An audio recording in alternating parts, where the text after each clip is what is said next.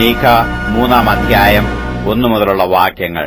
എന്നാൽ ഞാൻ പറഞ്ഞത്, യാക്കോബിന്റെ തലവന്മാരും ഇസ്രായേൽ ഗൃഹത്തിന്റെ അധിപന്മാരുമായുള്ളവരെ കേൾപ്പീൻ. ന്യായം അറിയുന്നത് നിങ്ങൾക്ക് വിഹിതമല്ലയോ?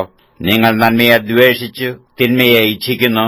നിങ്ങൾ ത്വക്ക് അവരുടെ മേൽ നിന്നും മാംസം അവരുടെ അസ്ഥികളിൽ നിന്നും പറിച്ചു കളയുന്നു. നിങ്ങൾ എന്റെ ജനത്തിന്റെ മാംസം തിന്ന് അവരുടെ ത്വക്ക് അവരുടെ മേൽ നിന്ന് ഊരിച്ചു കളയുന്നു. നിങ്ങൾ അവരുടെ അസ്ഥികളെ ഓടിച്ചു കലത്തിലിടുവാൻ എന്ന പോലെയും കുട്ടകത്തിനകത്തെ മാംസം പോലെയും മുറിച്ചു കളയുന്നു. അന്ന് അവർ യഹോവയോട് നിലവിളിക്കും, എന്നാൽ അവൻ അവർക്ക് ഉത്തരമരുളുകയില്ല. അവർ ദുഷ്പ്രവൃത്തികളെ ചെയ്തതിനൊത്തവണ്ണം അവൻ ആ കാലത്ത് തന്റെ മുഖം അവർക്ക് മറയ്ക്കും.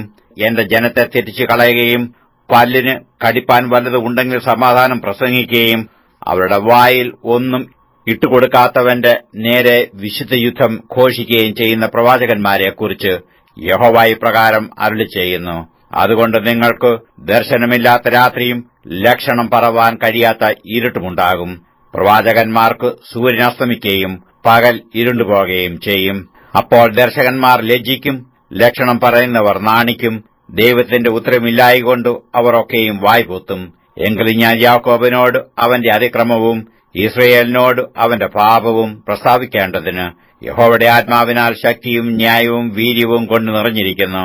ന്യായം വെറുക്കുകയും ചൊവ്വുള്ളതൊക്കെയും വളച്ചു കളയുകയും ചെയ്യുന്ന യാക്കോബ് ഗ്രഹത്തിന്റെ തലവന്മാരും ഇസ്രയേൽ ഗ്രഹത്തിന്റെ അധിപന്മാരുമായുള്ളവരെ ഇത് കേൾപ്പീൻ.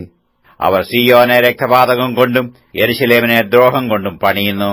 അതിലെ തലവന്മാർ സമ്മാനം വാങ്ങി ന്യായം വിധിക്കുന്നു. അതിലെ പുരോഹിതന്മാർ കൂലി വാങ്ങി ഉപദേശിക്കുന്നു. അതിലെ പ്രവാചകന്മാർ പണം വാങ്ങി ലക്ഷണം പറയുന്നു.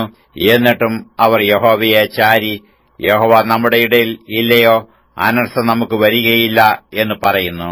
അതുകൊണ്ട് നിങ്ങളുടെ നിമിത്തം സിയോനെ വയൽ പോലെ ഉഴും, യെരൂശലേം കൽക്കുന്നുകളും ആലയത്തിന്റെ പർവ്വതം കാട്ടിലെ മേടുകൾ പോലെയും ആയിത്തീരും.